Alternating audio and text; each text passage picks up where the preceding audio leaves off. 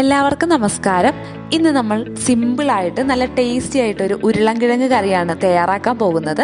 ഈ ഒരു കറിയുടെ പ്രത്യേകത എന്ന് പറയുന്നത് നല്ല ബീഫ് കറിയെല്ലാം കഴിക്കുന്നത് പോലെ നല്ല ടേസ്റ്റി ആയിട്ട് ആ ഒരു നോൺ വെജ് സ്റ്റൈലിൽ നമുക്ക് തയ്യാറാക്കിയെടുക്കാവുന്ന ഒരു കറിയാണിത്. അതിനായിട്ട് ഞാനിവിടെ എടുത്തിരിക്കുന്നത് ഒരു 4 മീഡിയം സൈസ് ഉരുളൻകിഴങ്ങാണ്. അത് ഈ ഒരു രീതിയിൽ കട്ട് ചെയ്തെടുക്കാം. തീരെ ചെറുതാവാൻ നിൽക്കണ്ട, ഈ ഒരു രീതിയിൽ. അതിലേക്ക് 1/2 ടീസ്പൂൺ ഉപ്പ് ചേർത്ത് ആവശ്യത്തിന് വെള്ളം ഒഴിച്ച് ഇതൊന്ന് വേവിച്ചെടുക്കാം. ഈ ഒരു സമയത്ത് നമ്മളൊരു മീഡിയം സൈസ് സവാള നീളത്തിൽ അരിഞ്ഞെടുക്കുകയാണ്. പിന്നെ നമ്മൾ ചെയ്യുന്നത് ഒരു 5-6 ചുവന്നുള്ളി, ചെറിയ കഷ്ണം ഇഞ്ചി, ഒരു 7-8 വെളുത്തുള്ളി ചേർത്തിട്ട് ഇതൊന്ന് ചതച്ച് വയ്ക്കാം.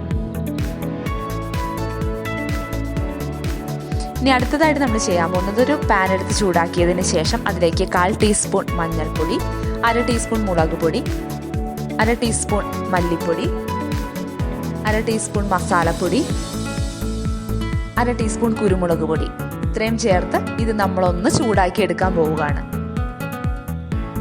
ചെറുതായിട്ടൊന്ന് നിറം മാറുന്നത് വരെ ഇതൊന്ന് ഇളക്കി കൊടുത്തതിന് ശേഷം നമുക്ക് ഫ്ലെയിം ഓഫ് ചെയ്യാവുന്നതാണ്.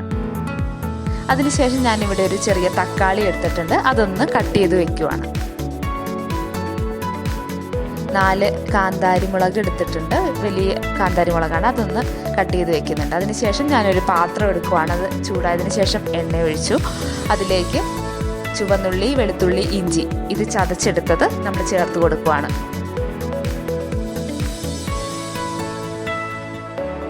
അതൊന്ന് ഇളക്കി കൊടുത്തതിന് ശേഷം നമുക്കതിലേക്ക് ഒരു 2 തണ്ട് കറിവേപ്പില ചേർത്ത് കൊടുക്കാവുന്നതാണ്. ഇത് നല്ലോണം നമുക്കൊന്ന് ഇളക്കി ഇതിൻ്റെ ഒന്ന് മൂത്ത് വരുന്നത് വരെ നമുക്കൊന്ന് ഇളക്കി കൊടുക്കാം.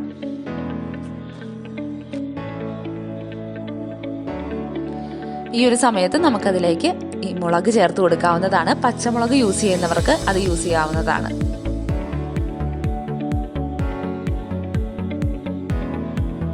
അതിലേക്ക് നമുക്ക് അരിഞ്ഞു വെച്ചിരിക്കുന്ന സവാള ചേർത്ത് കൊടുക്കാം. ഇതൊന്ന് വഴന്ന് വരുന്നവരെ നമുക്ക് വെയിറ്റ് ചെയ്യാം. ആ ഒരു സമയത്ത് നമുക്ക് 1/2 ടീസ്പൂൺ ഉപ്പ് കൂടി ചേർത്ത് കൊടുക്കാവുന്നതാണ്. ഈ ഉപ്പ് ചേർക്കുമ്പോൾ അത് പെട്ടെന്ന് വഴന്ന് വരാനായിട്ട് സഹായിക്കും. അതിനുശേഷം നമുക്ക് നല്ലോണം ഒന്ന് ഇളക്കി കൊടുക്കാം. സവാള ഒന്ന് വഴന്ന് വരുന്ന സമയത്ത് നമുക്ക് അരിഞ്ഞു വെച്ചിരിക്കുന്ന തക്കാളി അതിലേക്ക് ആഡ് ചെയ്യാവുന്നതാണ്. അതിനുശേഷം അത് നല്ലോണം ഒന്ന് ഇളക്കി കൊടുക്കാം. ചെറുതായിട്ട് അതൊന്ന് വെന്ത് വരുന്നത് വരെ നമുക്ക് ഇതുപോലെ ഇളക്കി കൊടുക്കാം. ഒന്ന് വെന്ത് വരുന്ന സമയത്ത് നമ്മൾ ചൂടാക്കി വെച്ചിരിക്കുന്ന ആ പൊടി അത് ചേർത്ത് കൊടുക്കാവുന്നതാണ്. ഇതിൽ മഞ്ഞൾപ്പൊടി, മുളക് പൊടി, മസാലപ്പൊടി, അതുപോലെ കുരുമുളക് പൊടി, മല്ലിപ്പൊടി ഇതെല്ലാം ഉണ്ട്. ഇത് നമ്മളൊന്ന് ചൂടാക്കിയതിന് ശേഷം ചേർത്തത് കാരണം തന്നെ നല്ല ടേസ്റ്റി ആയിരിക്കും. അത് നല്ലോണം ഒന്ന് ഇളക്കി യോജിപ്പിക്കാം. അതൊന്ന് യോജിച്ചതിന് ശേഷം നമുക്ക് വേവിച്ച് വെച്ചിരിക്കുന്ന ഉരുളൻകിഴങ്ങ് ഇതിലേക്ക് ചേർത്ത് കൊടുക്കാവുന്നതാണ്. അതിനുശേഷം ഇത് നല്ലോണം ഒന്ന് ഇളക്കി യോജിപ്പിക്കാം.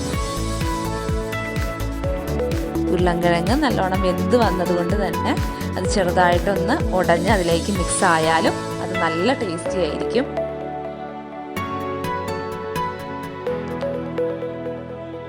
ആ മസാലപ്പൊടിയുടെ എല്ലാം സ്വാദ് നല്ല എടുത്തറിയും. അതുകൊണ്ട് തന്നെ ഒരു നോൺ വെജിറ്റേറിയൻ കറി ടേസ്റ്റ് ചെയ്യുന്നത് പോലെ നല്ല രീതിയിൽ നമുക്ക് ആസ്വദിച്ച് ഈ സിമ്പിളായിട്ട് ഉരുളൻകിഴങ്ങ് ചേർത്ത് നല്ല രീതിയിൽ ടേസ്റ്റി ആയിട്ട് കഴിക്കാവുന്ന ഒരു കറിയാണ്. നമ്മുടെ കറി ഇവിടെ റെഡിയായി കഴിഞ്ഞു. ഇത് ഞാനൊരു ബൗളിലേക്ക് മാറ്റുവാണ്. നമുക്ക് കണ്ടു കഴിഞ്ഞാൽ തന്നെ അറിയാം നല്ല ടേസ്റ്റിയാണ്, നല്ല സ്പൈസിയാണ്.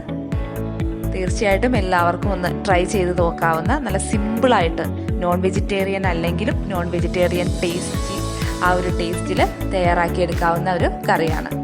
എല്ലാവരും ഒന്ന് ട്രൈ ചെയ്ത് നോക്കുക. ഇതുവരെ ചാനൽ സബ്സ്ക്രൈബ് ചെയ്തിട്ടില്ലെങ്കിൽ സബ്സ്ക്രൈബ് ചെയ്യുക. വീണ്ടും കാണാം. എല്ലാവർക്കും നന്ദി.